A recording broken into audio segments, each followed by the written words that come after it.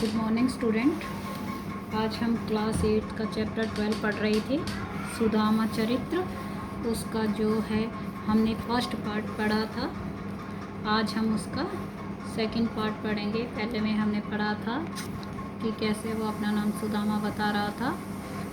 दूसरा काव्यांश है, ऐसे बेहाल बिवाइन सो पग कंटक जाल लगे पुनि जोई, हाय महादुख पायो सखा तुम आए इते न किते दनी खोई। देखी सुदामा की दीन दशा, करुणा करी के करुणा निधि रोए, पानी परात को हाथ छुयो नहीं, नैनन के जल सो पग धोए। प्रसंग इस तरह से है। प्रस्तुत सवैया नरोत्तम दास जी द्वारा रचित सुदामा चरित्र से अवतरित है। जब श्री कृष्ण को पता चला कि द्वार पर उनके बचपन के सखा सुदामा खड़े हैं, तब वे दौड़े गए और उन्हें आदर सहित अंदर लिवा लाए। कृष्ण ने मित्र सुदामा की दुर्दशा देखकर बहुत दुखी हुए। इस काव्यांश की व्याख्या इस तरह से है।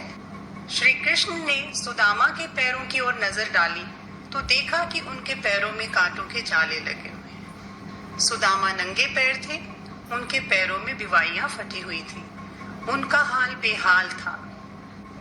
कृष्ण ने अत्यंत व्याकुल होकर कहा, हे मित्र, तुमने इतना महादुख पाया, तुम इतने दिन तक यहाँ क्यों नहीं चले आए? क्यों इतना कष्ट भोगते रहे? सुदामा की बुरी हालत देखकर करुणा के निधान श्री कृष्ण भी रोने लगे। उन्होंने सुदामा के पैरों को धोने के लिए परात मंगाया, पर उस पानी को उन्होंने छुआ तक नहीं। अपने नेत्रों से बहने वाले आंसुओं के जल से ही उन्होंने मित्र सुदामा के पैर भी धो दिए, अर्थात कृष्ण की आंखों से निकली अश्रुधारा से मित्र सुदामा के पैर धुल गए। तीसरा काव्यांश है, कछु भाभी हमको दियो सो तुम काहे न देत, चांपी पोटरी काख में रहे कहो के ही हेत, आगे चना गुरु मात दये थे, ले तुम चाबी हमें नहीं देने, श्याम कहावे मुस्काए सुदामा सो चोरी की बान में ही जो प्रवीणे, पांचली बानी अजो न तजी तुम, तेसई भाभी के तंदूल किन्हें। प्रसंग इस तरह से है। प्रस्तुत पंक्तियां कवि नरोत्तम दास जी द्वारा रचित काव्य सुदामा चरित्र से अवतरित हैं। श्री कृष्ण के मित्र सुदामा द्वारिका जा पहुंचते हैं। वहां कृष्ण उनका काफी सम्मान करते हैं। वे मित्र को अपने बराबर बिठाते हैं। इसके पश्चात कृष्ण हंसी ठिठोली के मूड में आ जाते हैं।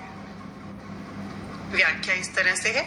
श्री कृष्ण सुदामा से पूछते हैं, हमारी भाभी ने हमारे लिए जो उपहार भिजवाया है उसे तुम मुझे देते क्यों नहीं हो? उपहार की पोटली को तुम बगल में दबाए हुए हो, भला तुम ऐसा क्यों कर रहे हो? कृष्ण अपने मित्र सुदामा को संदीपन गुरु के आश्रम की बात का स्मरण कराते हुए कहते हैं कि जब हम तुम साथ साथ पढ़ते थे तब भी गुरु माता ने हम दोनों के लिए चने चबाने को दिए थे। तुम सारे चने स्वयं ही चबा गए थे और मुझे मेरे हिस्से के चने भी नहीं दिए थे।